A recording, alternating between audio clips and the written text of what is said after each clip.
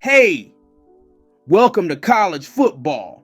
My name is Jesse. Before you jump into that video, make sure you visit coolatman100x.com to get custom ebooks and other things that's available on the website.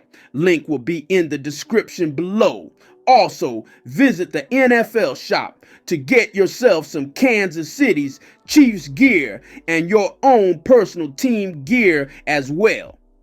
And also, all the other sponsors will be in the description below. Now, back to Kool-Aid. Yo, what's up, guys? I'm sure you thank Jesse for telling you guys what to do. I'm Kool-Aid-Man100X. What's up? So we're going to be jumping into Arizona State. We're going to be looking at a formation called the Gun Tight Open. Give you a brief little scheme out of it. I thought it was kind of unique. I'm just going to jump into it. The play that I come out in is called Post Corner Drive. The audibles you're going to be using is called Mesh Spot, C Spot Dig, HB Draw, and Speed Option. Now I'm going to be explaining just how to run this little mini scheme out of this formation out of Arizona State offensive playbook, which is kind of unique in a way. I've been looking into it. The reason why I say this formation is pretty good is that it has a mixture of check down passing and deep throws if you know what you're doing, and you got a chance to put 4 running backs in here too as well. I just wish it had an inside zone or any type of good, a better running play out of it, but we can make it work with what we have. So the reason why I say this type of situation here for the mesh spot, C spot dig, HB draw, and speed options. So we're going to be jumping into that. So like I always say, get your notes, notebooks, snacks, all that stuff. Get your blanket. Cool. We're about to jump into a deep dive and pay attention. So what we're understanding is that when we come out in our first play here, we are trying to attack the mid to high. So when you run this play, it's actually pretty set up for you already. It's just you're going to be messing with mostly X and triangle. So in this instance, you have the X you can make on the out route, and you have, different type of adjustments you can do.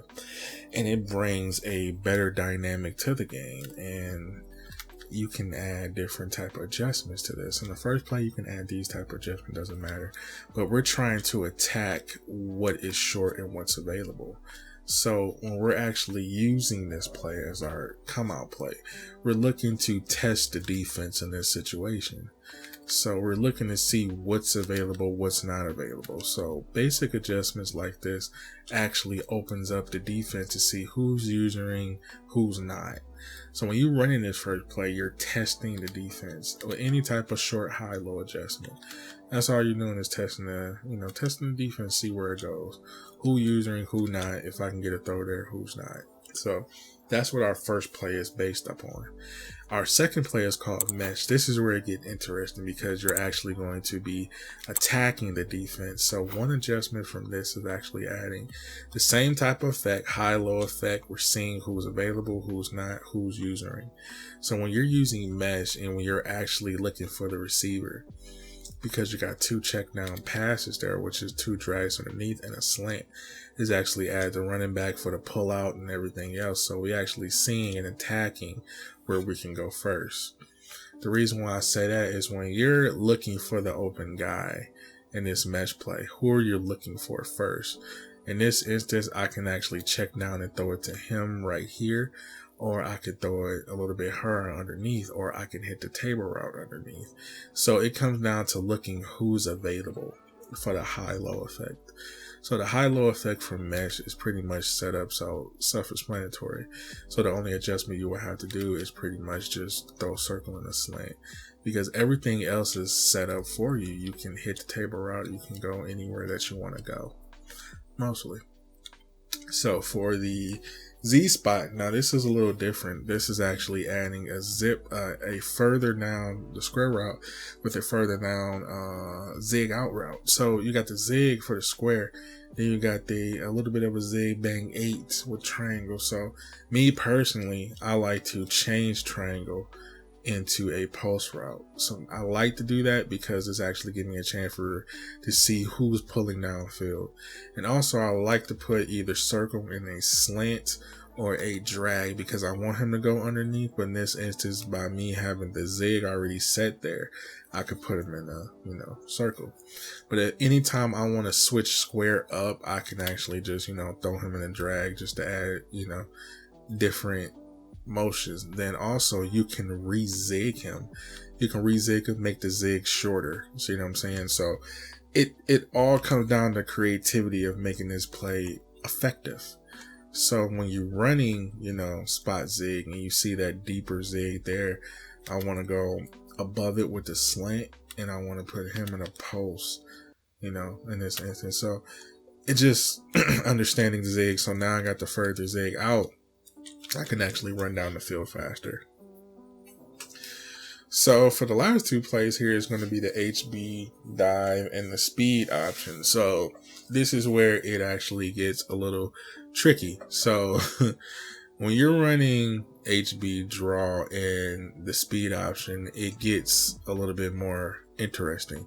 So now you're adding a run with those 3 plays you came out in to defeat him with. So now you're just figuring out what drains the clock mostly. So when you're running the HB draw, it comes down to how the defense is set up, this is probably a mug. So, this automatically being stopped, but we're not really focusing on getting yards. We're focusing on making him adjust to the run because he's not expecting a run after all those plays. He's just not expecting, because when you're running the ball a little bit more effectively, it makes it a little bit, people to understand, oh man, he dropped a run. So when I drop down from doing the dive at least twice or 3 times, I would say 2 times with the HB draw, we're actually adding the speed option to be a little bit more better. So the speed option gets a little bit more fun because you're actually trying to figure out how the defense is really laying. Are they really watching this dynamic of the play, and understanding where they want to go? So when I drop down to the speed option, this just brings a whole different dynamic, because when I'm running this, I have to force them to check down on me as a running back. So now after they check down on me with the speed option, then I switch back to the draw here. This is actually running the mule of, okay, now after I run the draw, I can come back out in my first play and hit them instantaneously because they're focusing on the run.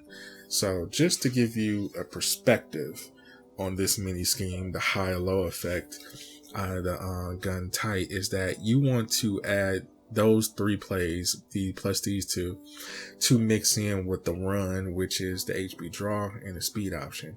Because as you see here, the speed option is going right, the HB draw is going left.